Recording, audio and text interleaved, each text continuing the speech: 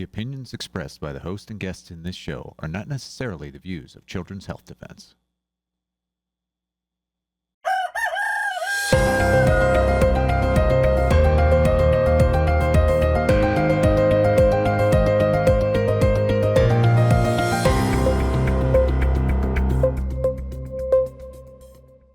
Well, good morning, CHD. It is your host, Dr. Brian Hooker. It is time for Doctors and Scientists. I am so glad that it is Friday, the 13th, again, 2026. For me, Friday the 13th is always a good day. I've never had, there's that whole stigma of it being unlucky and so forth. But I've tried to flip it on its head. First of all, I do not believe in luck. I believe in the blessing of God. And second of all, the blessing of God isn't limited by any particular day, period, or time. So we're so blessed to have what we have. I'm so blessed to be a part of the science department. I'm so blessed that CHD TV lets us feature the science department. And Polly, welcome to the show. Well, thank you very much. I agree with you on Friday the 13th. I think it's ridiculous, all this. I don't even know where it came from. But anyway, whatever with that. We're just going to let it go. Let it go, yeah. Well, I'm kind of going to take over this show as I do every now and then, because we can't get enough of what is happening in the incredible science department, headed up by you, Brian Hooker. So tell us what's going on. Well, first of all, we published a preprint on aluminum in vaccines and autism, and that has gone wild. We posted it on a preprint server called zenodo.org. And so if you go to zenodo.org, and I'll put this in the show notes, that you can access this paper. It's only been up online for about 3 weeks, and it's been viewed 11,000 times. It's been downloaded 6,000 times, which for this particular preprint server is absolutely amazing. So word is spreading. The Highwire featured two of the authors of that paper last week. That was Dr. James Neuenschwander. Dr. New is a great friend of CHD, and he was a wonderful and really integral co-author on the paper, especially from a clinical perspective. And then I was able to appear with Dr. Neuenschwander. We had a really, really great in-depth conversation, and we really want to spread the word. It's weird, the backlash, Polly, that we've seen over this particular paper. There was a paper in the Journal of the American Medical Association regarding aluminum vaccines, and it was written by Paul Offit. It was Moser and Offit, and it was this very, very poorly put together piece claiming that ingested aluminum is much, much worse than injected aluminum. It made absolutely no sense. At some point, we're going to review that particular article. The other side is running scared. We're telling the truth, and the other side is having to go on the defense for the truth that we're telling. And you've been seeing a lot of censorship around this as well. I mean, it's hard to get the word out. It's great that you went on the Highwire, but the censorship is huge. People don't want to be talking about this, maybe in our movement, but outside. No mainstream has picked this up. No mainstream has picked it up. No, it's just, we're thankful for CHD TV getting this information out as timely as humanly possible, really, up to the moment. And I'm thankful for other outlets like the Highwire, Robert Scott Bell Show, Alex Newman, people that have been faithful, Lindell TV, Real America's Voice that have been faithful.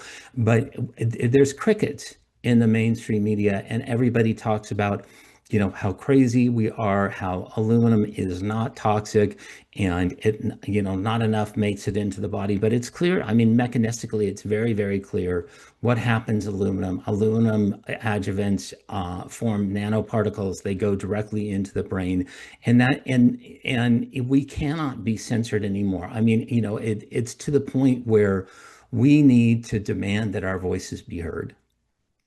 What they say actually is, look, don't worry, it's a safe amount. Is there such thing as a safe amount of aluminum? If there is a safe amount of aluminum, it has not been found yet.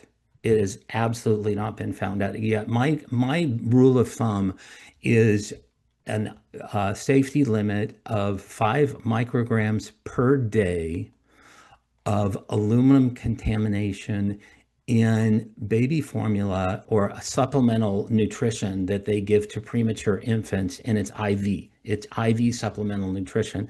That's 5 micrograms a day. Yet we get 250 to 500 micrograms the first day of life from the hepatitis B shot, directly injected 100% absorption. So why are we giving 100 times more, the limit, to the same preemies in an injection as what we would tolerate in injectable nutrition? Do you think, this is a loaded question here, but do you think aluminum is the actual top culprit for injuring Steve and Billy? No, I don't. I believe that going down particular trails in terms of what was the component that was the worst offender is very, very difficult given the different situations. My son Steve had, the day that he regressed the most, the day that he received the vaccines that caused the most major regression, he had I think 62.5 micrograms of mercury in his vaccines. Yes, there was aluminum in the vaccines. Yes, that was a problem. Yes, there's a synergistic toxicity, but he had mercury in his vaccines. Billy did not have mercury in his vaccines. He had the MMR vaccine, which is a live virus vaccine, and it also causes neuroinflammation. It causes a neuroinflammatory, a neuroimmune response. And it is, people have accused the sort of vaccine autism movement. Oh, you're moving the goalposts. It's, first you say it's mercury, then you say it's live viruses, then you say it's the MMR, then you say that it's aluminum. It is all of the above. Anything that causes a neuroinflammatory, neuroautoimmune process will cause autism. It is the insult, the way that the insult is delivered, and it's the time of development at which it's delivered. And so we can't just say, oh, it's just one component. But when you look at how to toxify an infant, the most effective way to toxify an infant is to take toxins, put them into their body through a needle, so there's 100% absorption.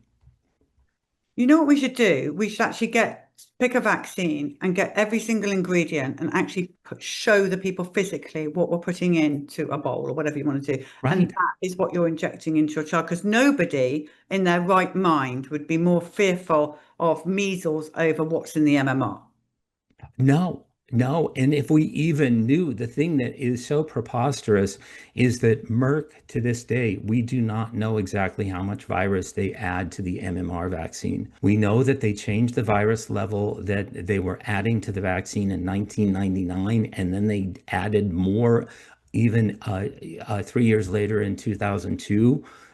Because of some issues that they were having with the FDA, but those numbers have never been disclosed. And the only reason that we know that is because of the whistleblowers, Stephen Kraling and Joanne Lokowski, who filed the Ketam suit against Merck back in 2010. Okay, let's move on to another subject, because we could talk about this. I want to talk about you recently. We live streamed this on CHD TV, and you were there on a panel doing a fantastic job at the MAHA Institute. It was a whole day, because I watched the whole thing from beginning to end, a whole day talking about vaccine injury. A lot of the stuff, I will say, we already knew, our people, Right.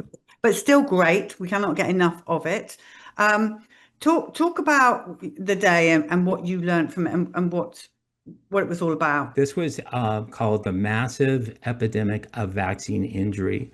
And it was really the brainchild of the president of the MAHA Institute, which is one of our board members, Mark Gorton.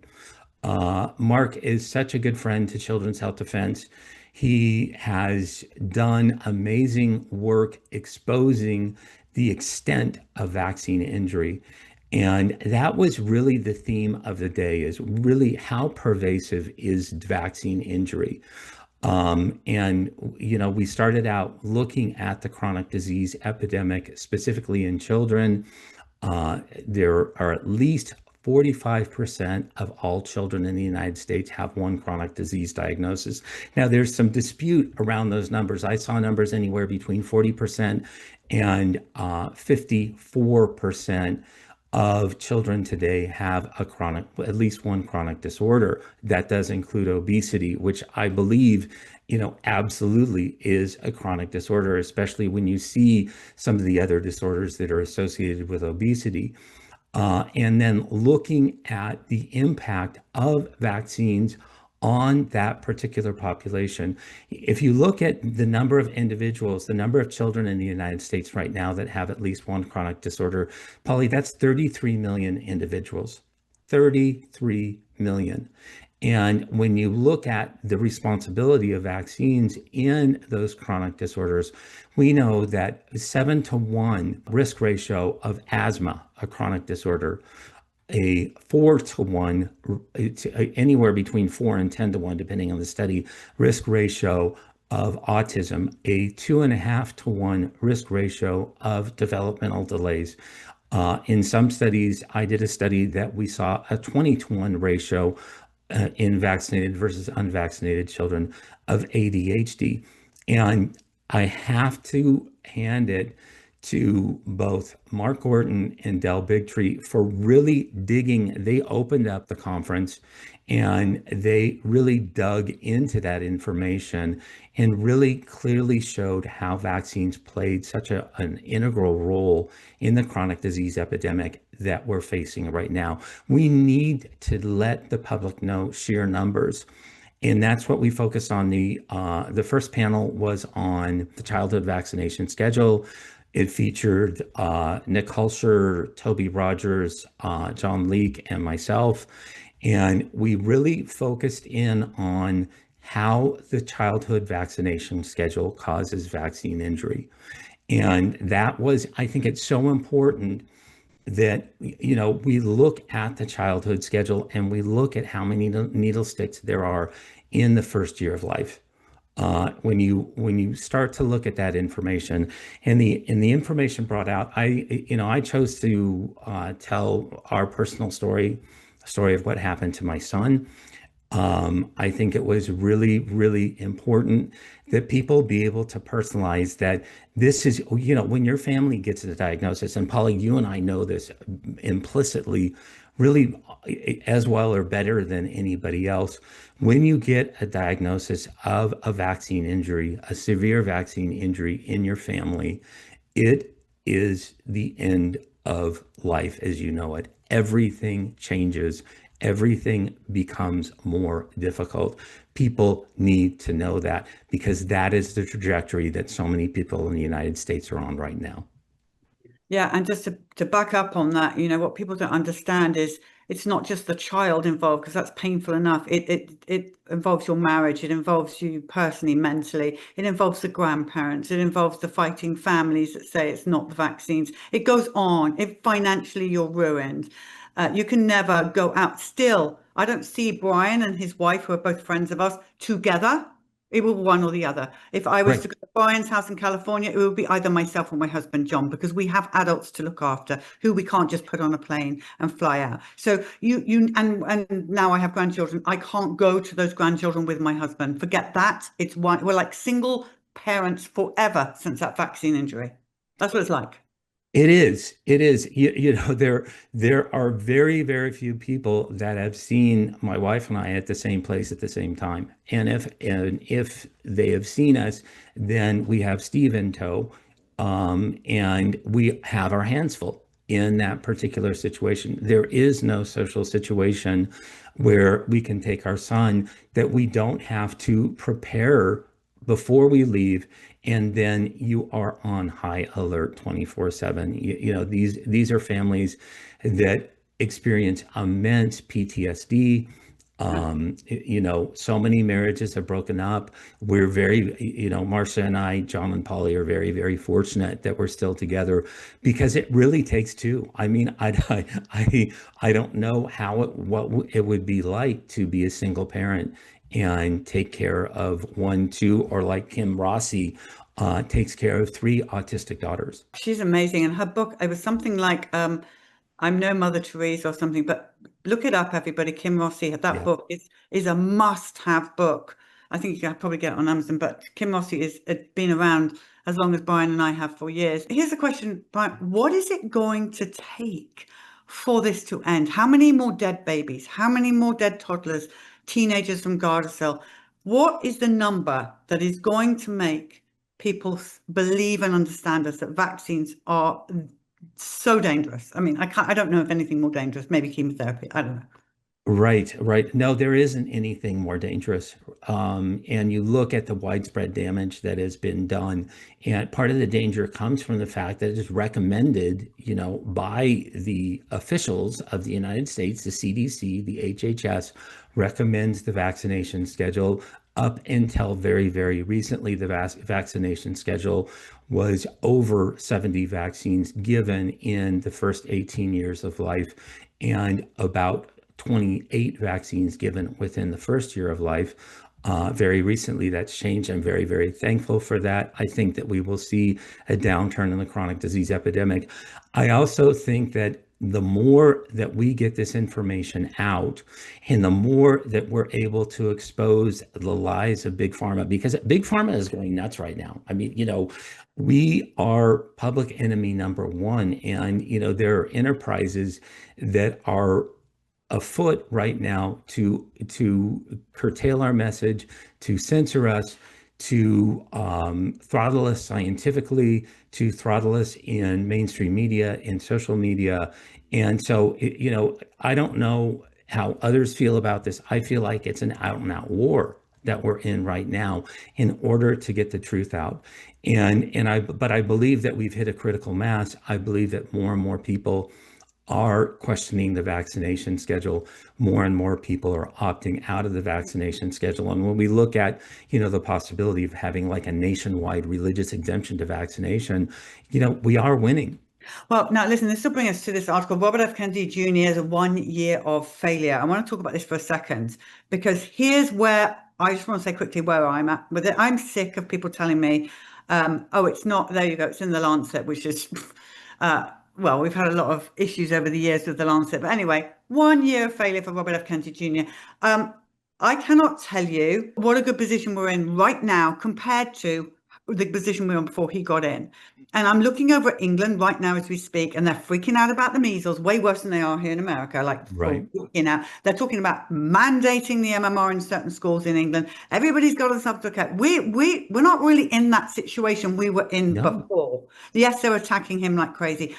And we know, Brian and I know the man, and I can tell you, he doesn't like vaccines. He doesn't like geoengineering. He doesn't like pesticides and stuff being sprayed on them. Of course he doesn't. He was the chairman of Children's Health Defense for years. Okay, we know he knows it. So something up there at the top is making his job really, really hard. But what he has achieved, despite that, is incredible, because no other HHS secretary ever, or anyone in that position, has achieved what he's achieved. But you talk, Brian, because you're the expert. Well, what he has done really will impact long-term the chronic disease epidemic. When you look at the health of children who are unvaccinated and the children who are partially vaccinated, it is so much better. It is so much better than, and we're even seeing recurring infections. Those individuals that are getting all of the vaccines that they need for measles, mumps, rubella, diphtheria, tetanus, pertussis, rotavirus, pneumococcal, meningococcal, hepatitis A, hepatitis B, are having recurring ear infections. They're having recurring respiratory infections. They're having recurring gastrointestinal and strep infections. And so they're more sickly children, because every time a child receives a vaccine, the innate immune system takes a hit. It is attenuated. And that has been shown over and over and over again in the scientific literature. We're destroying people's ability to respond to different pathogens. And so having the reforms in the vaccination schedule to look at things that really matter, like the infant mortality rates and the infant health rates in countries like Denmark, Sweden, Iceland, Norway vis-a-vis the United States and changing our vaccination schedule to mimic those countries that are having better health outcomes, it makes perfect sense. So, he gets an A plus. Measles outbreaks will come and go. And the measles outbreaks that are going on right now, the one that was in West Texas that Polly and I went to last year, it burnt itself out. It died a natural death. And we know that the two girls that died in West Texas died from medical error and not the measles. So don't quote mortality statistics to us. We really do know better. We also know that the measles outbreak that is in South Carolina right now has burned itself out. They are diagnosing measles at the rate of less than one case a week in South Carolina. And so these things, once it burns out, then you have children who have natural immunity for the rest of their lives. Not only do they have natural immunity for the rest of their lives, but they have lower rates of certain cancers. They have lower rates of heart disease.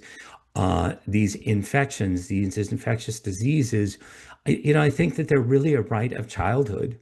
And seeing them, seeing what's happened to durable immunity in the absence of these infections is really, really scary.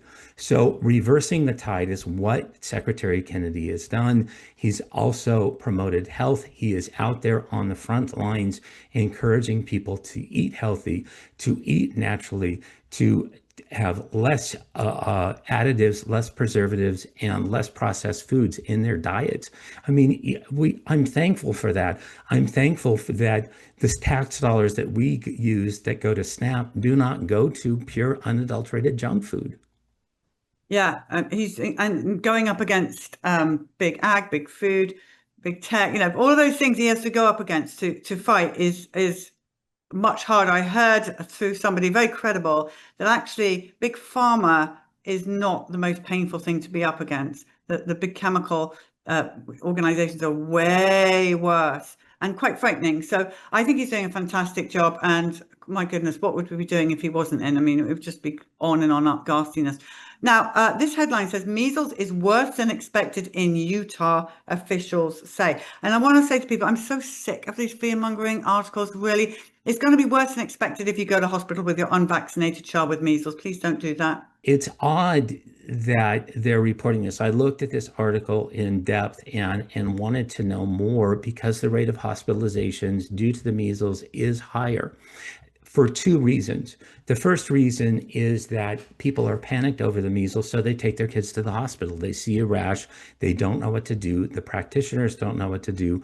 They end up in the ER. They may have a cough.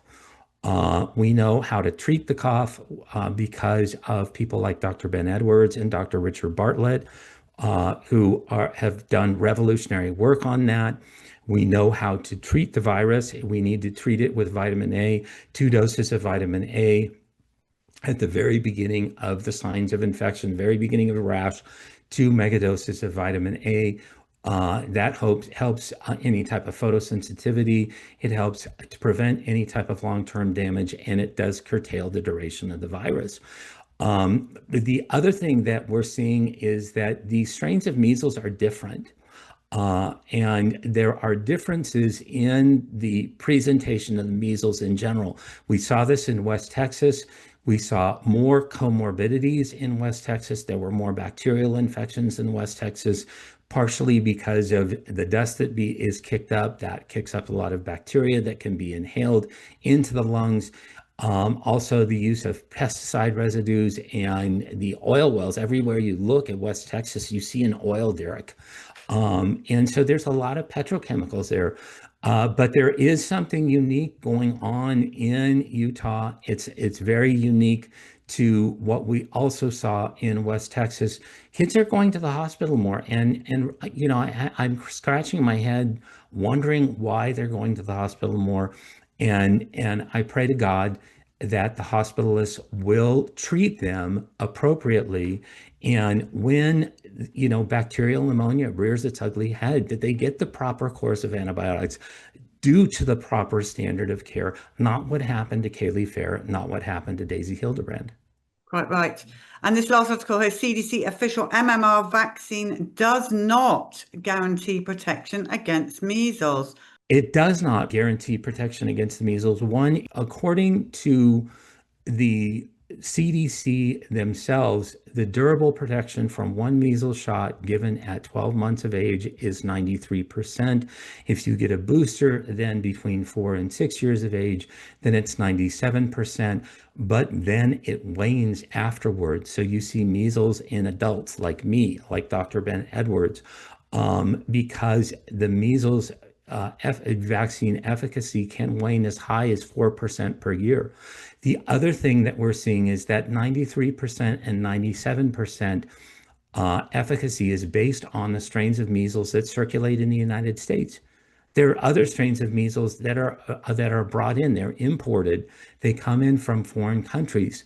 The current measles outbreak in South Carolina actually originated from measles that was in the Ukraine.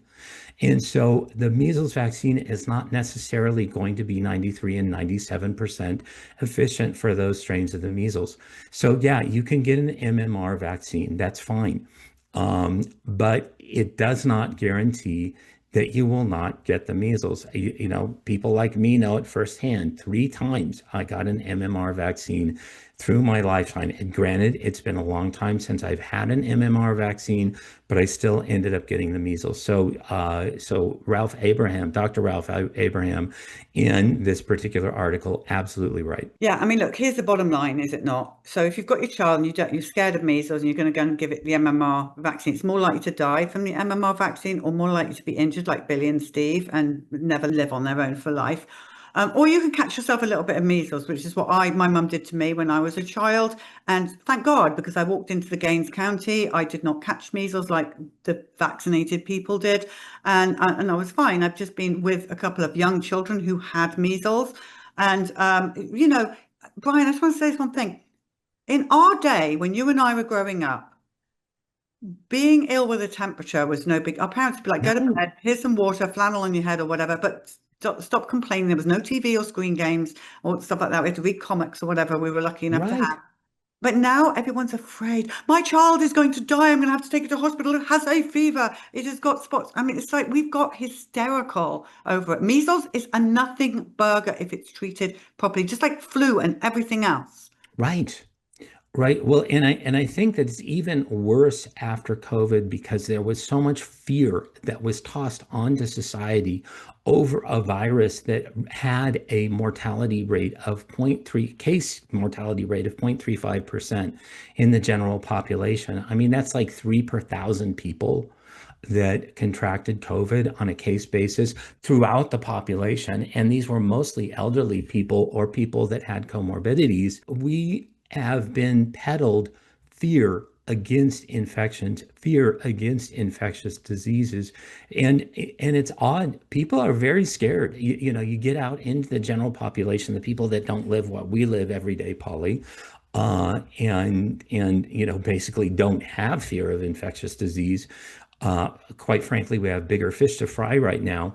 But you see the fear out in society and how it has been a successful marketing campaign of the pharmaceutical industry, because if they can get people into the doctor's offices, if they can get more vaccines in arms, if they can get more customers that have chronic illnesses, then they get more money.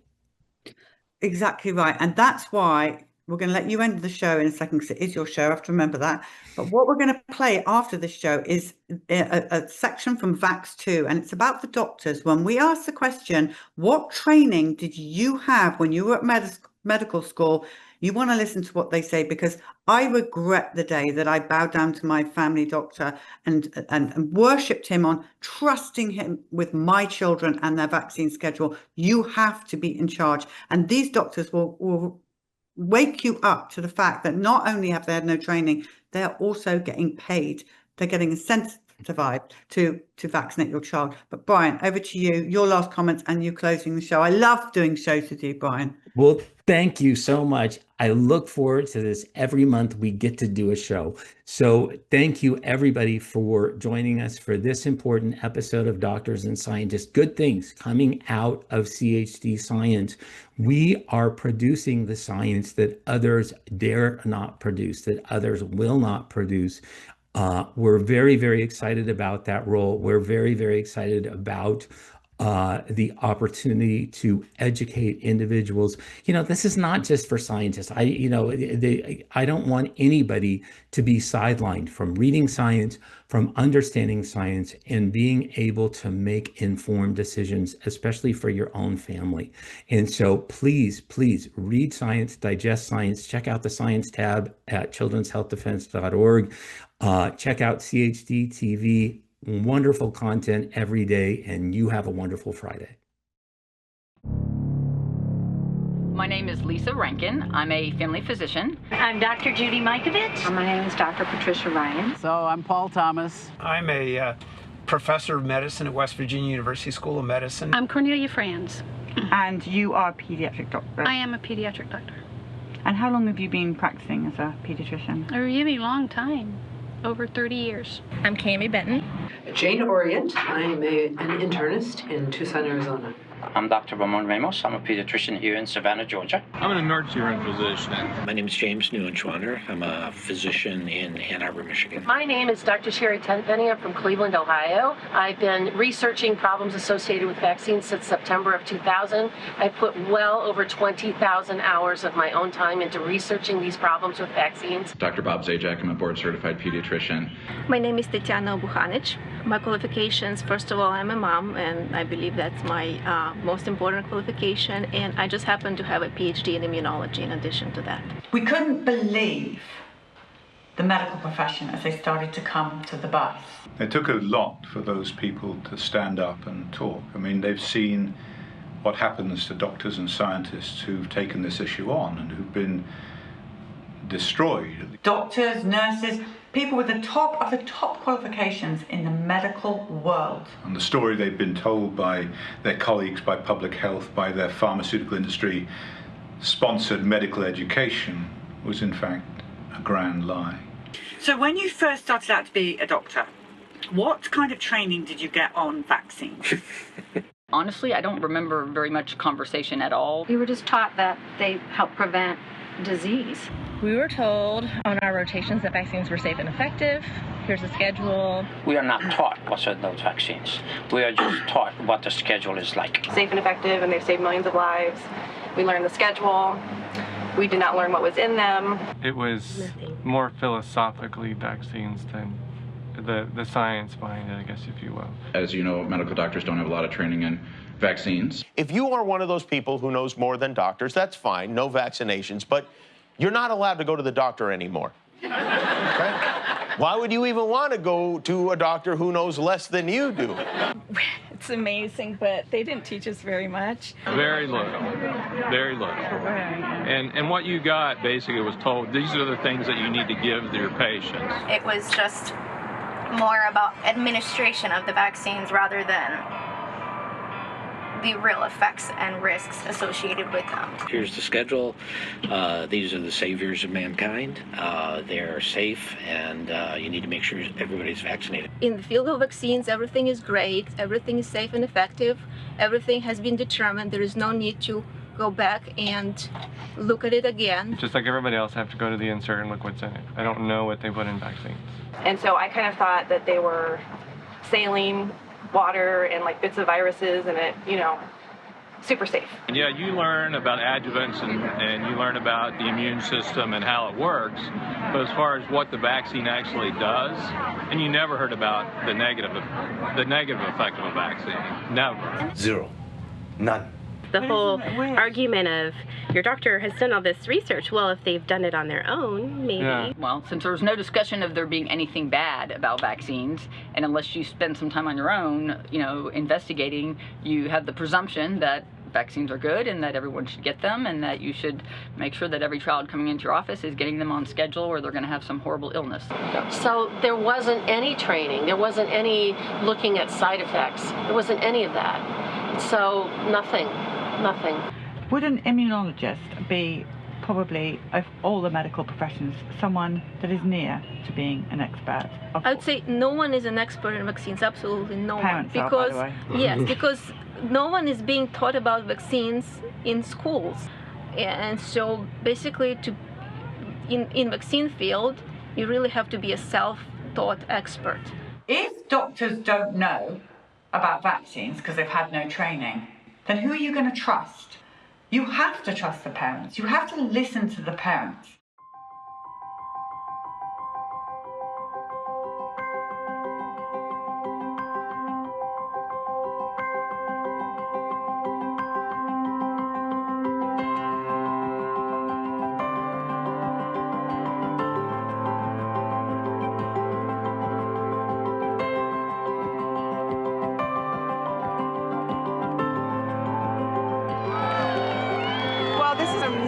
What are you going to do with this bus when you're done? Well, whatever happens, the parents are going to take back their freedom. That's right. Parents are now in control. Yes.